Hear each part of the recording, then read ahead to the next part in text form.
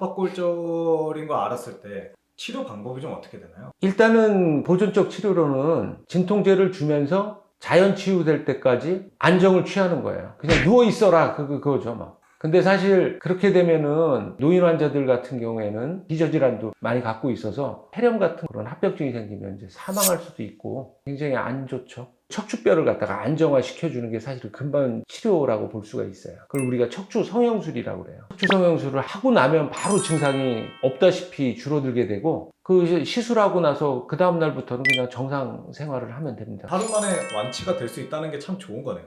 그렇죠. 명의가 되셨나요? 명의 소리는 듣고 있습니다. 허리랑 이런 파열 쪽에도 명의시잖아요. 네네. 근데 파열 말고 압박골절이라는 게 있더라고요. 네. 압박골절은 정확하게 어떤 거죠? 압박골절은 골다공증이라든지 아니면 이제 과도하게 체중 부하가 걸리는 상황에서 척추에 극심한 부하가 실리면서 척추체가 주저앉는 그런 질환을 얘기합니다. 그러면 압박골절을 사람들은 모를 거 아니에요. 딱 다쳤을 때 나 지금 압박골절이다 이러고 모르잖아요. 네네네. 이게 압박골절이라는 뭐 증상 같은 게 있나요?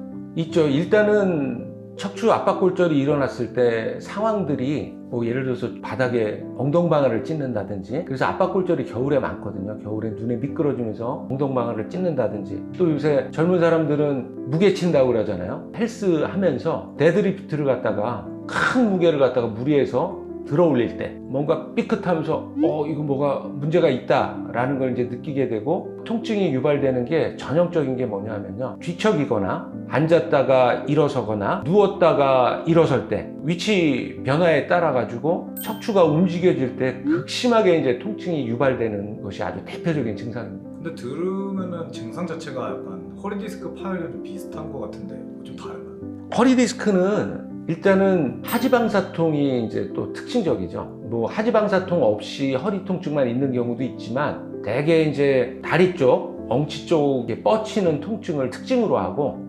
압박골절에 의한 통증도 물론 이제 극심하게 이제 허리 통증을 유발하기는 하지만, 방사통보다는 이게 이제 띠를 두른 것처럼 압박골절 주변으로 해가지고 띠를 두른 것처럼 극심하게 그런 허리 통증 위주로 나오게 됩니다. 그런 것들이 좀 차별화될 수가 있고, 디스크 터진 경우에는 옆으로 눕건 해서 특정 자세를 취하면 덜 아프거든요. 그 자세에서 약간 이렇게 움직이거나 그런 것 자체는 크게 통증이 유발되진 않아요. 근데 압박골절 같은 경우에는 척추체를 조금만 움직이기만 해도 그 상황에서 극심하게 또 통증이 악화되는 그런 특징이 있어요. 디스크성 통증하고 압박골절의 통증은 좀 차이가 있어요. 주로 이제 척추체 전체적으로다가 충격이 가해지는 그런 상황이 반드시 있고요. 척추체의 움직임에 따라서 극심하게 통증이 유발되면 압박골절일 가능성을 늘 염두에 둬야 됩니다. 그러면 압박골절인 거 알았을 때 치료 방법이 좀 어떻게 되나요? 일단은 보존적 치료로는 진통제를 주면서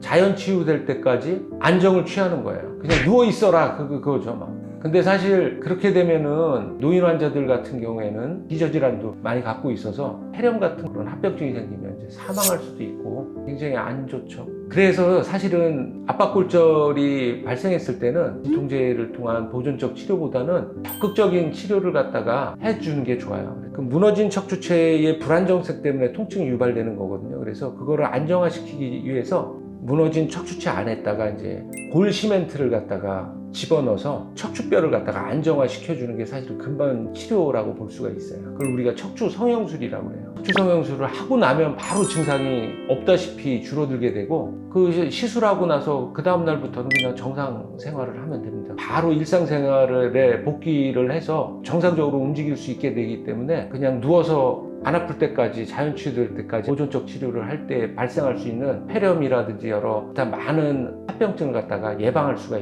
있어요. 사실은 적극적으로다가 치료를 해야 되는데, 우리 이제 보험 관련해 가지고는 80세 이상이 넘어야지 즉각적인 치료가 보험에서 인정해주고, 예전에는 70세였거든요. 그런 기준도 없었고, 근데 해가 갈수록 점점 보험 적용 기준이 까다로워지고 자꾸 제한이 이제 생기기 시작해서 지금은 이제 80세 이전이면 무조건 2주 동안에 보존적인 치료 기간을 한 다음에 척추 성형술을 할 수 있게끔 그렇게 보험 제도가 돼 있는 안타까움이 있어요. 하지만 어쨌든 척추체가 무너지면 적극적으로다가 척추성형술 같은 치료를 통해 가지고 바로 통증을 조절해서 일상생활로 복귀할 수 있게끔 하는 게 가장 좋은 치료가 되겠습니다. 근데 좀 이렇게 어디에 이렇게 넣는다고 했잖아요. 그 사이에. 네네네. 그럼 그거 나중에 빼나요? 시멘트 자체는 나중에 빼지는 않고요. 요새는 이제 시멘트랑 골 촉진할 수 있는 성분들 그런 것까지 같이 넣어줘가지고 이전보다는 더 생리적으로 생체에 가까운 뼈를 재생할 수 있게끔 그렇게 치료가 많이 발달되어 있습니다.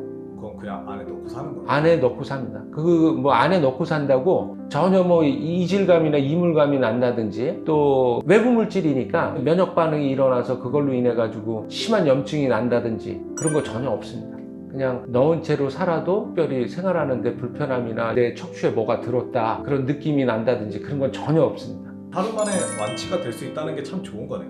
그렇죠. 의사들 사회에서는 명의가 될 수 있는 그런 시술 중에 거의 탑에 속하는 그런 시술입니다. 명의가 되셨나요?